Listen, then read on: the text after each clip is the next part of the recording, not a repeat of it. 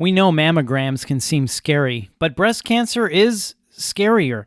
And if you're a woman over 40, a mammogram could save your life, as early detection is the key. So let's learn more with Dr. Gwendolyn Bryant-Smith, Director of Breast Imaging at the University of Arkansas for Medical Sciences. This is UAMS Health Talk from the University of Arkansas for Medical Sciences. I'm Bill Klaproth. Dr. Bryant-Smith, thank you so much for your time. So let's start with this. What are the current recommendations for getting a mammogram? Well, I'm so glad you asked. The current recommendations for mammography, it's a very controversial topic, unfortunately, with lots of differing societal guidelines. However, an important point for all patients to know is that even though the different societal guidelines can be contradictory, all societal groups agree that the most lives are saved when average risk patients start screening at age 40 and have a mammogram every year. So you will hear, in the news and in what you read, the controversy about some groups saying, oh, don't start until 50, don't do it every year, do it every 2 years. They may say those things based on cost analysis and things like that, but every group, when you pin them down, will admit that the most lives are saved when average risk women have a mammogram every year starting at age 40. So if the goal is to save lives, then earlier is better, and 40 is a good guideline, as early detection is the key to this. So Dr. Bryant-Smith, how would this vary then based on family or personal history when it comes to when to start getting a mammogram? So we said average risk women should start having an annual mammogram at age 40. But we might need to do something different if you're considered high risk. Well, how do we determine if you're high risk?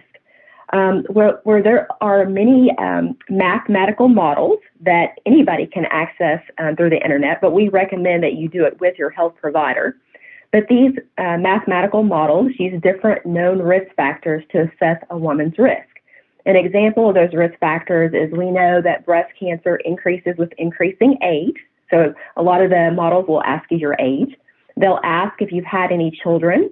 We know women who have their first child over the age of 30 have a lot more risk than women that have their first child 20 or less. So we know that age of reproduction is a risk factor. Hormonal influence is a risk factor. So they'll ask, when you started your first menstrual period, when did you go through menopause? The longer you have hormones on board, the more likely you are to be at risk. We know that obesity is a risk factor. So some of the models will take into account body mass index. And then, of course, it takes into account family history. How many family members have breast cancer? Did they have breast cancer in both breasts, one breast? Was it premenopausal breast cancer, or did it happen after menopause? And so when you do an assessment of those questions, it gives you a number. And that number at the end of the model helps us to determine whether somebody is at average risk, at intermediate risk, or at high risk to develop breast cancer. If you are considered high risk by one of those assessments, then you need to start screening earlier than age 40.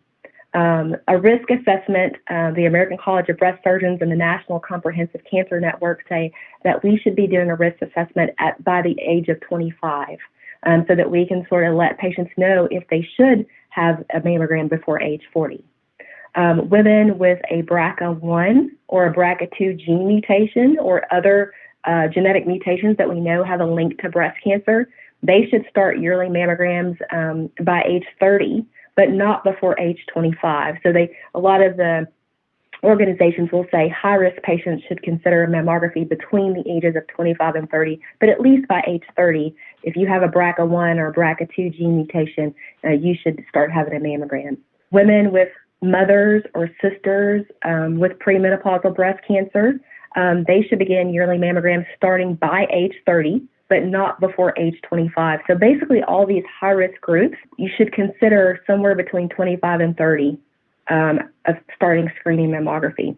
Women who have had Hodgkin's disease or any disease which has caused them to have radiation to the chest, those patients should should have a mammogram 8 years after the radiation therapy, but again, not before age 25. That's a lot of great info, Dr. Bryant-Smith. As we've been talking about early detection, knowing your risk factors early too is an important component of this. So let's move to technology, because with technology comes improved testing. So can you talk about the benefits of a 3D mammogram? Well, the 3D mammogram, I often like to give this example to patients.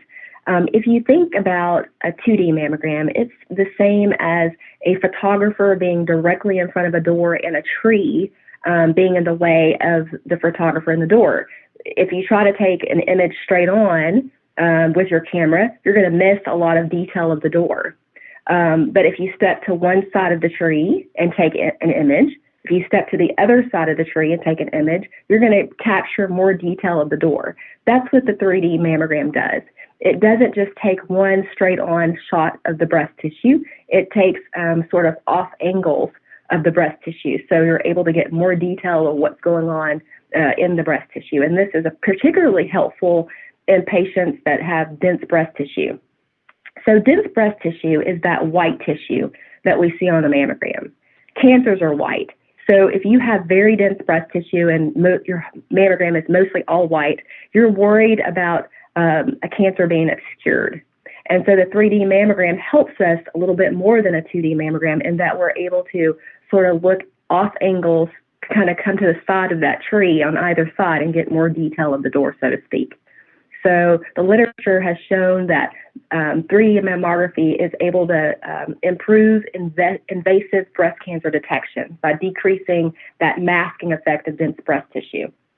And subsequently, not only does it have the benefit of finding more invasive breast cancer, it also decreases our need to work up and call back things that are non-cancerous. That is a great analogy and really makes it easy to understand the benefits of 3D mammography by with the tree in the door and going around the side, and I can see a lot more things now. So that's a great way to explain it, very visual and easy to understand. So lastly, Dr. Bryant-Smith, why should someone come to the UAMS Breast Center for a mammogram? We are proud to be an ACR Breast Imaging Center of Excellence, which is a pretty big deal. Not all sites can claim this designation.